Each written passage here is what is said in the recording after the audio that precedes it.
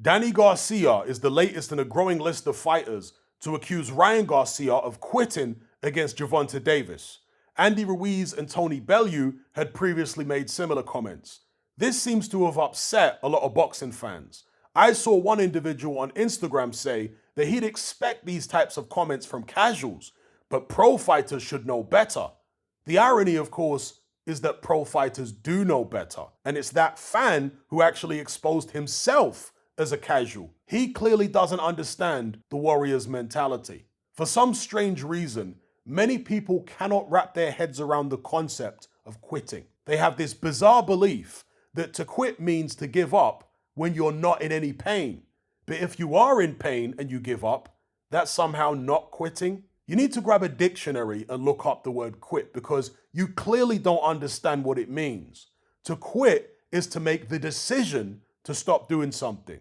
There are instances where a fighter gets knocked to the canvas and he's out cold, or where he's semi-conscious on the floor, eyes glazed over, not knowing what town he's in, and barely has the strength to lift his head off the canvas, much less be on his feet before the count of 10. In some cases, the fighter might have just enough strength to get to his knees, but he's so disoriented that he falls right back down on his face. They're desperately trying to get up, but their senses are scrambled, their equilibrium is completely gone. An example of that would be Trevor Berbick against Mike Tyson. Now, obviously, that's not quitting, is it? Because the fighter didn't make the conscious decision to stay down. He tried with all his will to beat the count, but his body just wouldn't cooperate. He wasn't physically capable, no matter how much he wanted to. But if a guy gets hit with a shot and voluntarily takes a knee, then gets up immediately after the 10 count, then he did quit. Because he could have gotten up at the count of 8 or 9, but decided not to. Yes, he was in pain. Yes, it was probably the sensible decision to stay down, but it was a decision nonetheless. It was a choice.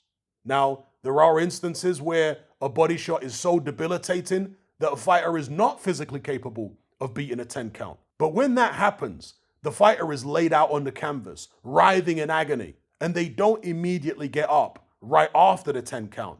I've seen guys in the gym get hit with a body shot and they're laid out for a whole minute, literally paralyzed with pain. But Ryan Garcia's situation wasn't that extreme. Yes, he was in pain, obviously, but he made the conscious decision to stay down. Now, I'm not judging him for doing that. I'm not saying that if I was in his position, I would have gotten up. That's not what I'm saying at all. What I am saying is there are some fighters out there who would have gotten up, for better or for worse.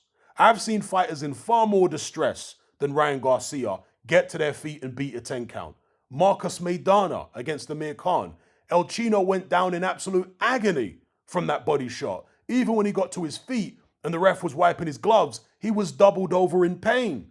Darren Barker against Daniel Gill, similar thing.